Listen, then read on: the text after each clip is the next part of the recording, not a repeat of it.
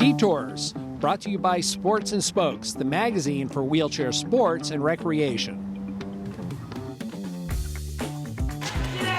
For the second year in a row, the National Wheelchair Basketball Association featured a newly founded military division, hosting the event side by side with the Women's Basketball Championships in Fort Wayne, Indiana this past April. This is our second year doing military nationals, and it's really open to anybody. It's any veteran that has some sort of disability, PTSD, TBI, any physical that is Paralympic eligible. We've been working and partnering with like PVA and different organizations to get it out there more. Last year we had 4 teams. This year we have 6. And, got a wonderful crew, committee, putting things together. And my goal, I would like to see in a 5-year period, close to 10 to 15 teams. Dr. Nugent, our founding father of wheelchair basketball, when he started the game back in 1948, it was just with veterans from war that had paraplegics or single leg amp and whatnot. So that's how the game was started, from the veterans.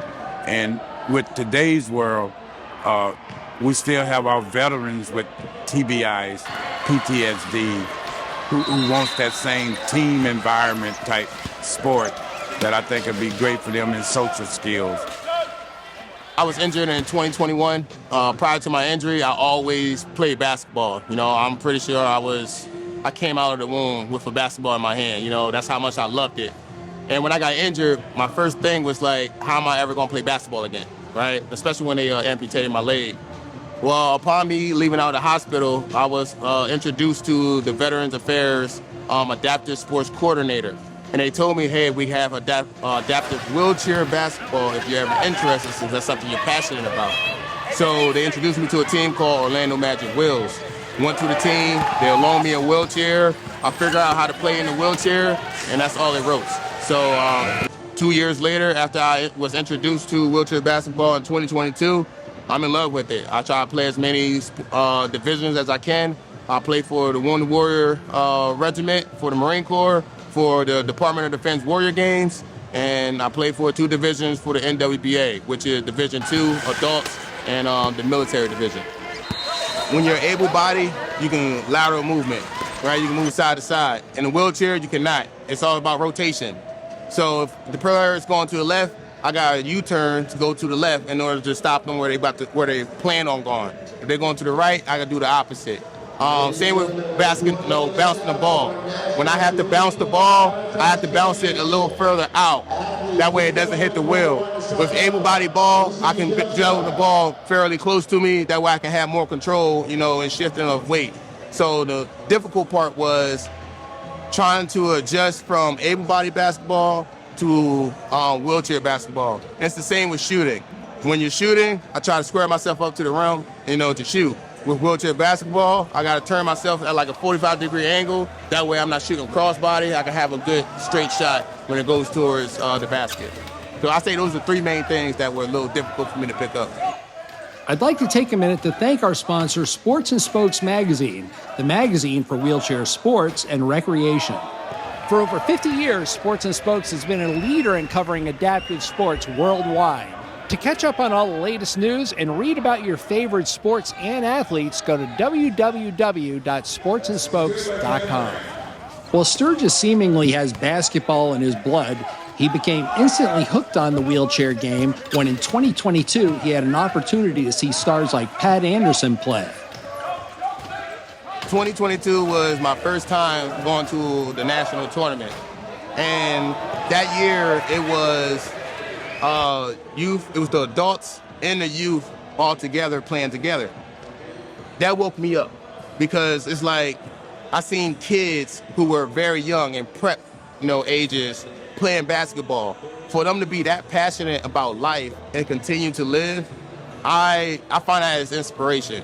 They were born like that, or they went through some type of injury at a very young age, but they continue to find purpose in life and playing basketball. So when I was able to see how talented they were and how talented other people were, it just wanted me to strive harder to be at least on par with them, if not better.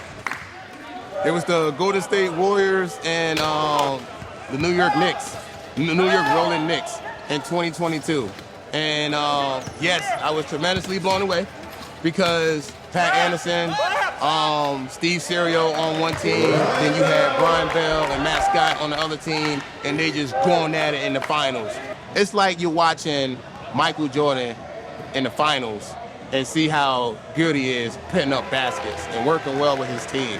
That's what I've seen on both sides of the teams when that final games happened. So it was very inspirational, and it motivated me to want to try better. And Pat Anderson got YouTube videos that he uses for like skills and stuff like that, where he coaching people how to do certain skills. And I watched a couple of them, you know, so I can practice. Okay, behind the back, tilt behind the back. Okay, rotate around the around the back, move your hips. You know, tilt to the right, tilt to the left. Fall over, get back up. And just those type of things allow me to be more comfortable in my chair. So those are idols when it comes to wheelchair basketball. So I just want to follow their footsteps so I can get better and eventually make a name for myself.